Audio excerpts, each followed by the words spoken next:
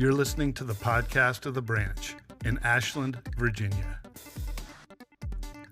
Our last 4 episodes have looked at the 4 spaces of belonging: public space, social space, personal space, and intimate space. Jesus inhabited all of those spaces throughout his time on earth, and he seamlessly moved in and out of them. In this episode, we try to tie it all together, taking some questions about the 4 spaces and hopefully finding some practical applications to everything we've heard as we've learned about these spaces.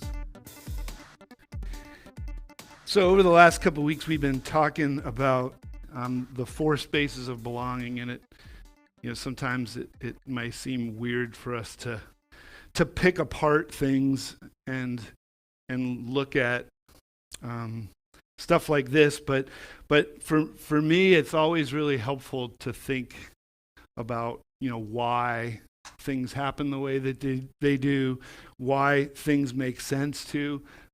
In my life, it's often been helpful too to be able to put language to things that I couldn't quite wrap my head around before. And when we think about this idea of the 4 spaces of belonging, and that all of us are making these meaningful connections, but we're doing it in different ways. I always like to see things visually too, and I know that all of us probably learn differently. Some of us are more auditory learners. What we hear is what kind of settles into us. Some of us, what we read is what kind of makes its way into us. Some of us need to see things in order to really get it. Some of us need to do things in order for us to really get it. And I think it's important for us, even as we grow as disciples of Christ, to be mindful of the fact that we're holistic people in the way that we learn, in the way that we interact, in the way that we connect with one another. And so, again, if you've got questions about the practicality of this, feel free to just scan that code. I promise you that I will not put you on the spot, because your name's probably not even on there as far as the questions that are up there. So just a picture of what these spaces look like. Public space is generally any time that you have 70 plus people. And so what does that look like? Where do we interact in public space? If you think about sharing a common experience, like if you go to a Virginia Tech football game, or you go to a concert, if you were lucky enough to get Taylor Swift concert tickets, right? Like concerts, sporting events, stuff like that is where you would experience that. It's a shared common experience. There's no expectation when you're in public space that you're going to have a one-on-one interaction with whoever's up there performing. You're not going to have like a meet and greet after the football game, probably, unless you paid big money for that to happen, or if you're a charitable donor or whatever. So where do we see Jesus do that in the Gospels? I think we see Jesus on the mountainside when he's talking to the multitudes. You think about Jesus when he multiplied the loaves and fishes to thousands of people. That's public space. Most of the people who came and interacted with Jesus at that point probably weren't having one-on-one conversations with him. And if you were here, you listened to the message when we talked about public space. The key element of public space is to be visible. That there's an expectation that we enter into public space and people will see us. And so there's not anything much deeper there. The next circle is social space, which is really like 20 to 50 people. That's for us as the branch, that's probably what we experience on Sunday mornings when we gather together. There's this connection, and really social space is where people select a community. There's a common experience in public space, but when you go to that next level in social space, you're connecting with one another and you're saying, hey, I'm willing to go just a little bit deeper. You know, what the acronym that I use to remember what social space looks like is SWF, not single white female, but sports, weather, and family. That we're willing to have conversations that are more than just, hey, we like Jimmy Buffett because we all went to his concert. It's a little bit deeper to say, hey, I'm willing to talk about sports. I'm willing to talk about weather. I'm even willing to talk about my family. So where do we see social spaces like that? We might see that in third places. Places like coffee shops and Starbucks, that can kind of both be a social space and a personal space. And then where do we see Jesus inhabit that space? And in Luke chapter 5, after Jesus calls Levi to be one of his disciples, Levi invites Jesus over for a banquet. So that would be more of a social space. We think about Jesus kicking off his earthly ministry at the wedding of Cana in John, that Jesus was there at a wedding banquet, and there were probably, I don't know what kind of sports other than feeding Christians to the lions eventually, but what kind of sports were happening back then? But, were they talking about family and what they were doing and what they did for work during the day? Those are the kinds of conversations that happen in social space. Once you get to personal space, which is like 5 to 12 people, this is where I think we tend to think when we look at the Gospels of Matthew, Mark, Luke, and John, that this is where Jesus kind of was the most. We think about the fact that Jesus called 12 disciples to follow him. And so together, the 13 of them found themselves in personal space often. When we celebrate later on in the service, the Passover meal, communion, the Eucharist, that was an instance of Jesus and his disciples being in personal space. The conversations are going to be much deeper than just sports, weather, and family. They're going to be something a little bit more intimate than that. And what people find there, the key element there is accountability. That there's an understanding that these people may hold me accountable for some of the things that I've said I'm going to do, some of the things that I've said I'm not going to do, and some of the things that I have done.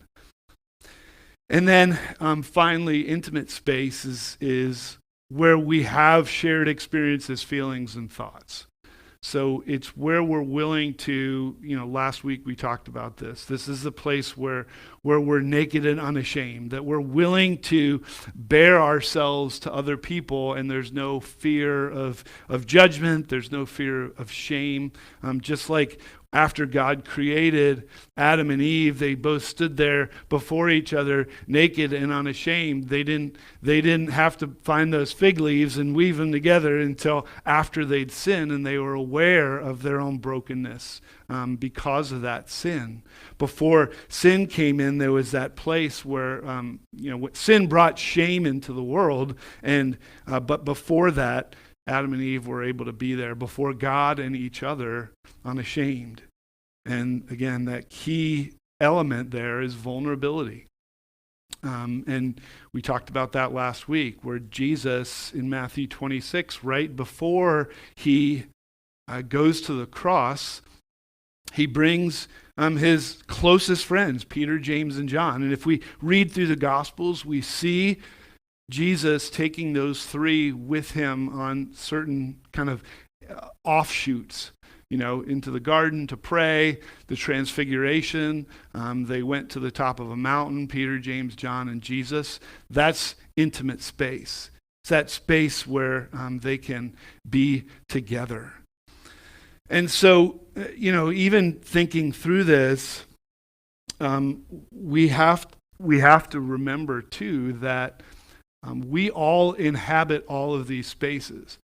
Some of us may struggle and say, well, I want to make sure I have 2 personal space relationships and 2 social space. That's not the way that it works. We've talked through this series about the fact that some of us are more comfortable in certain spaces than in others.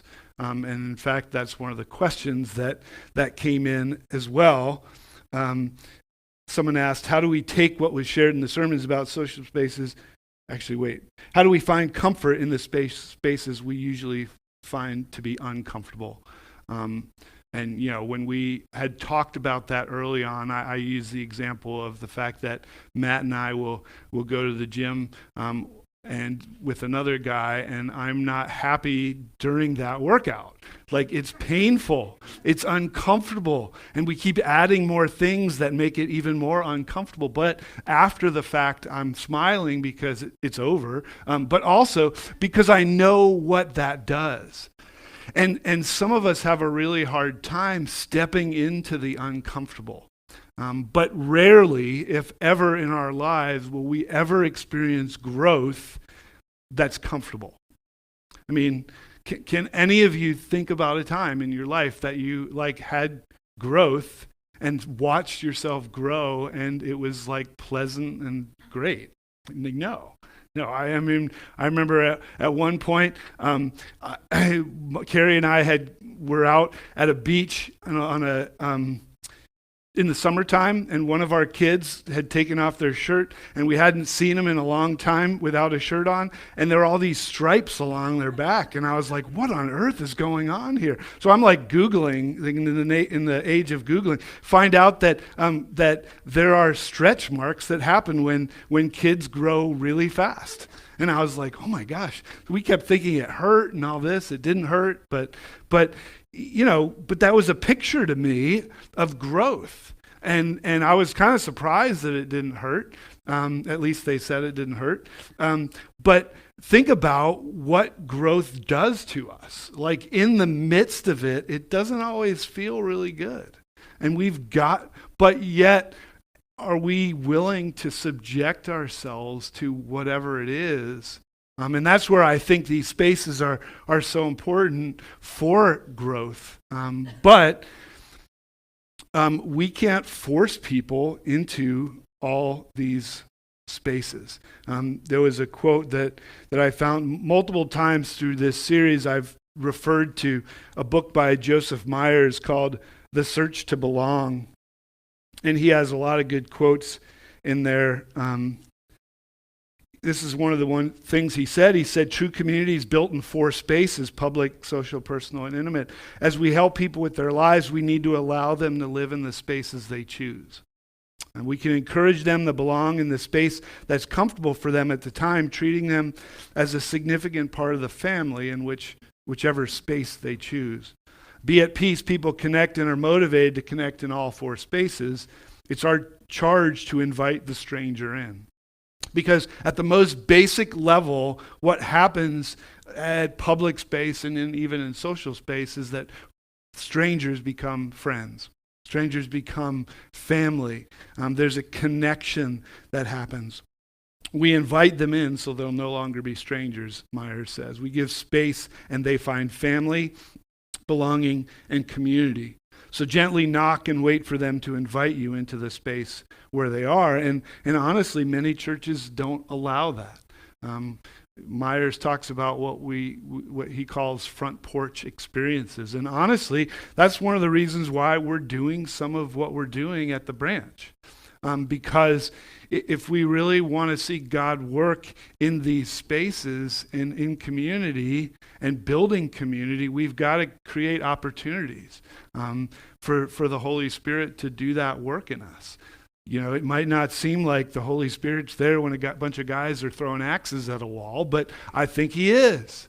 It may not seem like God is there when a bunch of couples come around and hang out with one another, but I believe that God is. And I think we need to create spaces like that and not just keep it to ourselves, but to invite other people as well and say, hey, you know what? These are people that I've said, hey, I want to kind of do life together with, and I want to invite you to meet them to see that, all Christians aren't, fill in the blank for whatever kind of things they've said about what Christians are like. So let's look at some more of the questions that came in. Another question that came in was, how do we take what was shared in the sermons about these spaces and turn it into action as a team within the Ashland community? Again, the first question was about comfort and finding comfort in things. Trying to make, one of the things that I'm trying to do for us is realize that all of us are at different stages of life. How can we serve in the capacity that we have? That we can say, hey, I can do that.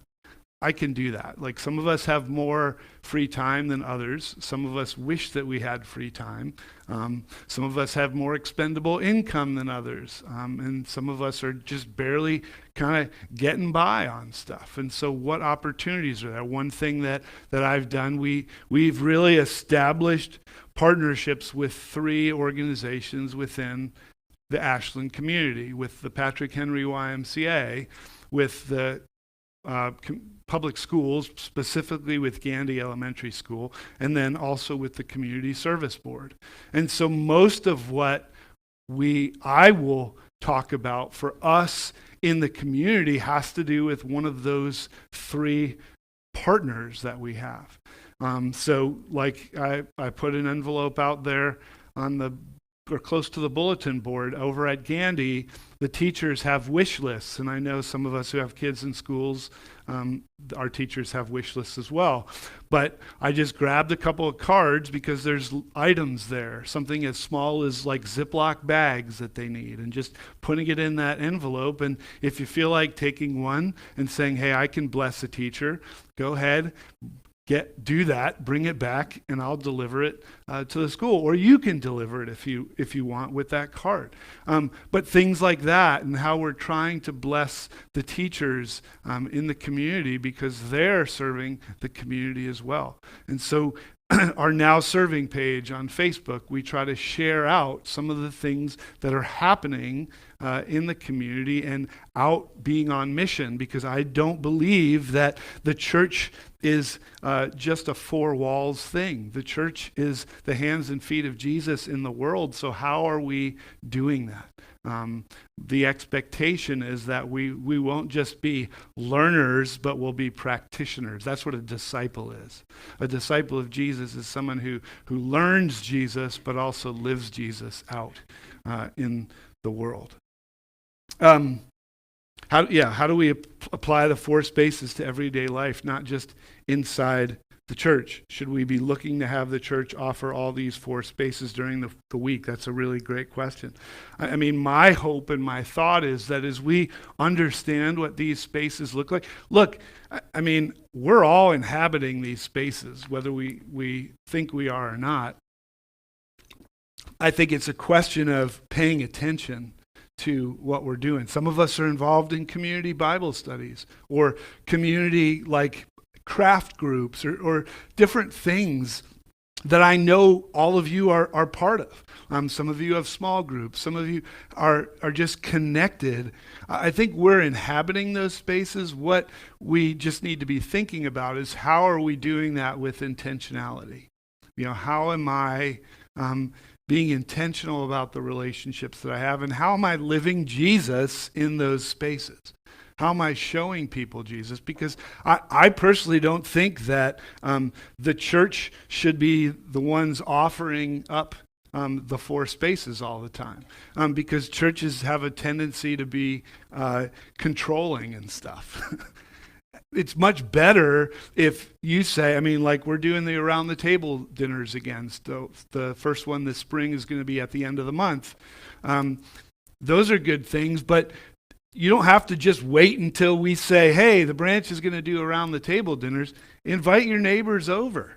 And the intention too is for all of these things, whether it's around the table, whether it's axe throwing, whether it's couples night or whatever, that it's not just, okay, this is just for the branch. Just invite people who are connected to the branch. No. Part of our desire is that we would invite other people in to these spaces, and that as we become more familiar with them, we'll feel like we can invite people on our own into these spaces. We don't have to have something that was specifically offered by the church. What are ways we can overcome accountability when we fail or fall short, not only in personal space, but every space? That's a really good question. My experience with accountability is that we are not going to be accountable with people that we have no connections and trust with. Trust is absolutely essential for us to hold ourselves accountable to somebody. And trust me, like in my lifetime, as I am knocking on the door of a half century, I have seen people who thought that it was their God-given right and responsibility to hold me accountable, and they had no relationship with me whatsoever. Like, that does not work. And part of accountability is grace. I mean, we are all saved by grace through faith by Jesus Christ. If he is extending grace to us, then we should be extending grace to ourselves and to each other. And so even in accountability, like one of the reasons why I have people that I can work out with is because in and of myself, I will stay in bed and be a lazy bum. But if I know that there's somebody waiting that's going to say, hey, we missed you, or hey, why weren't you there? Like, that's accountability. I said to Carrie last night as I was looking at plans for the week, I'm like, I need structure and I hate structure. I need accountability and I hate accountability. Like, there's this paradox within me knowing that the very thing I abhor is also the very thing that I need. Isn't that the story of discipline in the Christian life, really? It's like we know what we need, and yet there's something that like makes us bristle inside. But I don't think we're all going to, this is why I personally hate New Year's resolutions, because I feel like I break them all the time. Like, I would much rather do a constant like change than say, I'm going to wake up on January 1st and I'm going to knock it out of the park. Because when we set our expectations that high, the moment that we fail, and we will fail unless we're really high in focus and discipline, we will be so frustrated about it.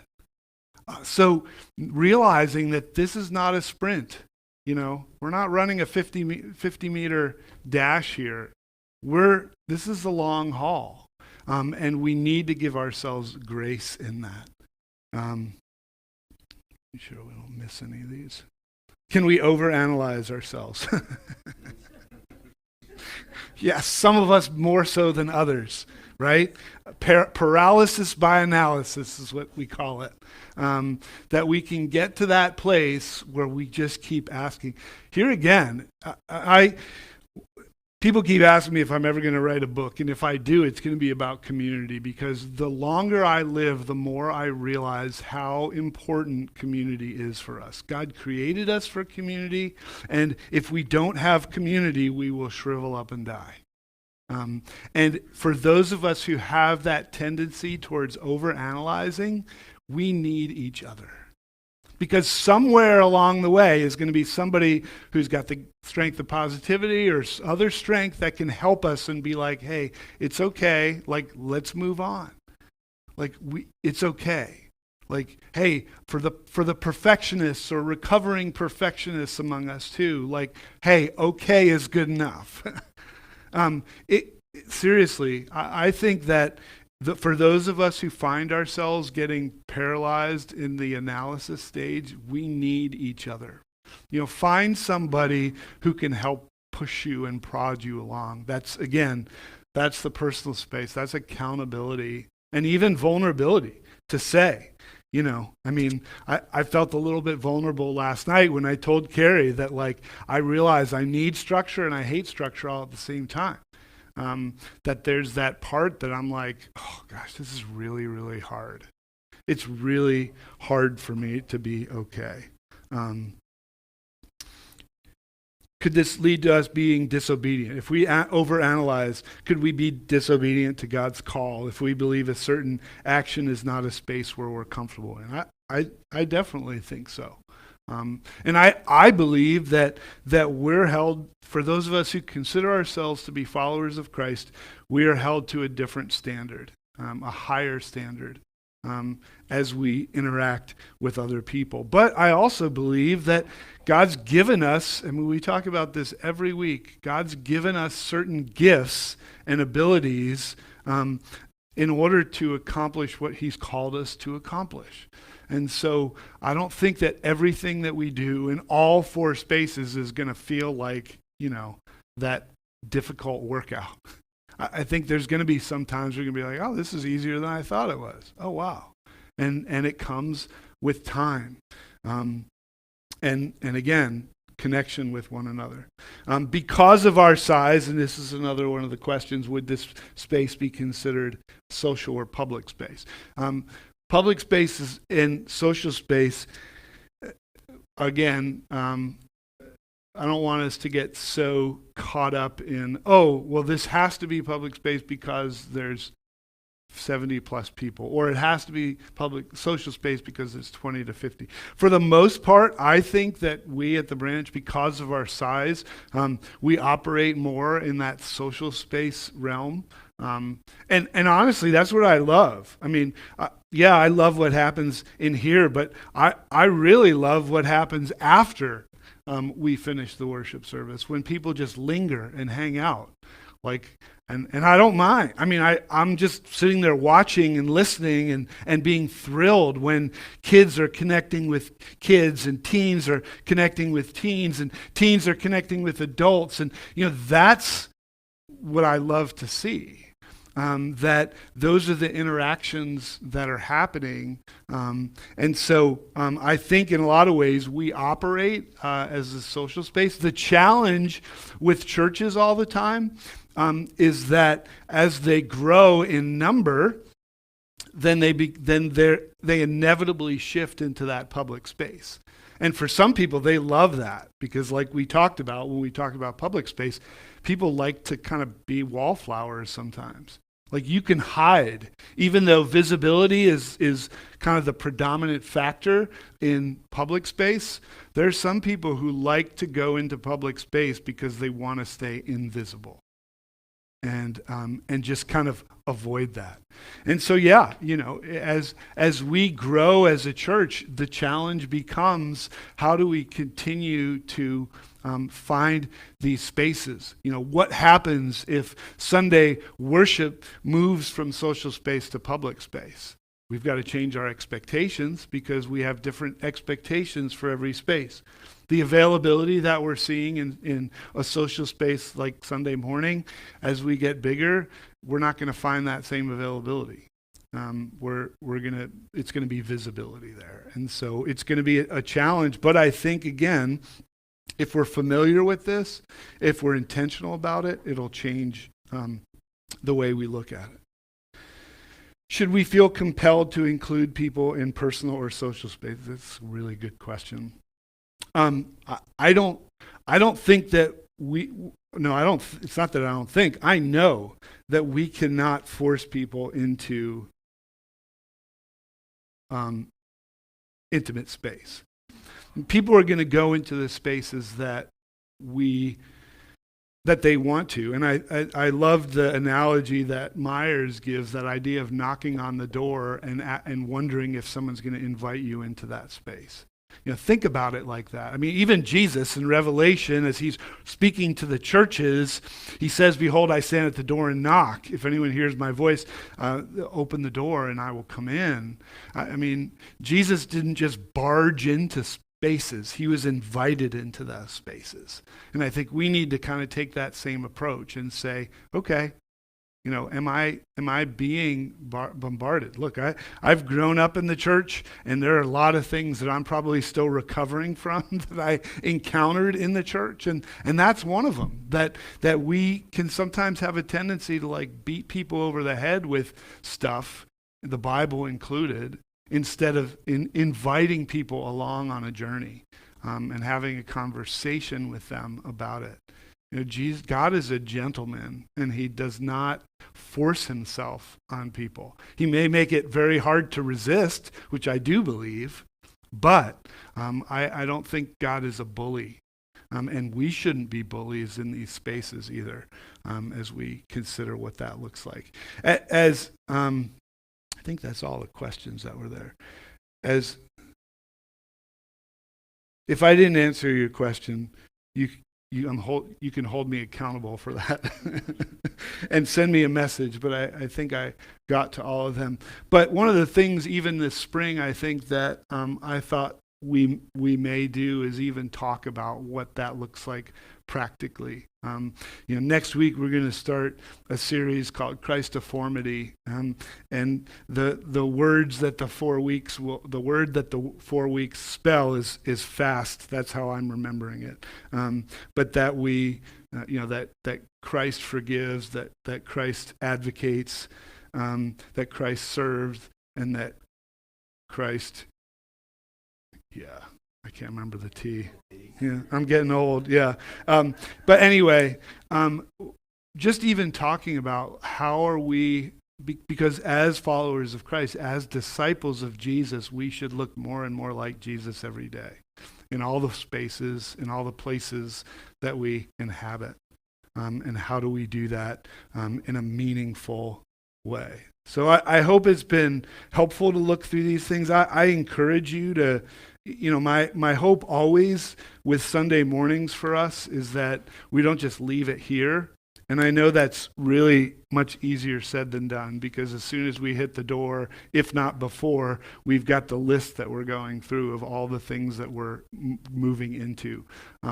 But my hope is that, Sunday mornings become a place where you are empowered and encouraged and challenged to take some of this stuff and say, hey, how does this manifest itself on a regular basis? And last thing I'll say is this. My desire, even, as we talk about spaces and we talk about the branch on Sunday morning, my desire is not that we get as many people to the branch as possible. My desire is for as many people to meet Jesus as possible.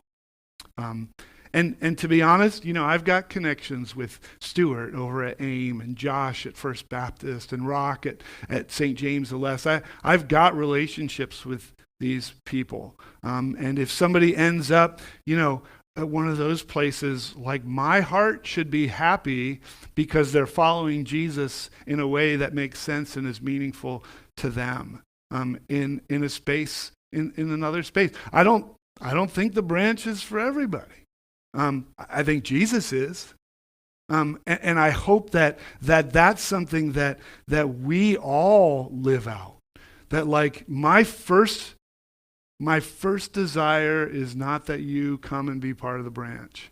My first desire is that you meet Jesus, because he's made a difference for me, and I hope that he'll make a difference for you. And if the expression of the body of Christ that works and fits and helps you best become a disciple is, AIM or local Christian church that's coming or whatever it is, so be it.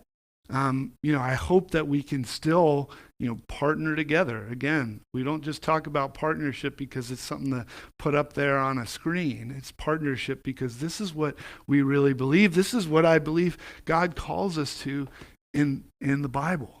That, in the Bible study on Tuesday morning in John 17, we were just going through this, talking about the unity that Jesus prays for. That part of what people will see about the church is the unity that they have. How are we doing in that, by the way? I think hopefully we're doing okay, but overall the church, go back and read John 17 this week and see how we are or aren't doing a good job with that. And I think as we come together today even to celebrate this meal that Jesus shared with his disciples, it's a picture of what unites us.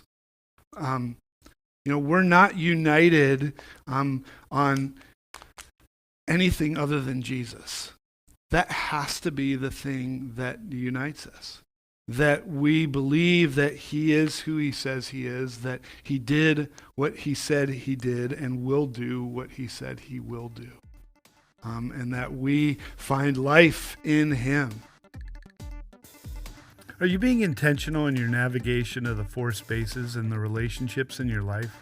Are you looking for ways that you can connect with others in all four spaces?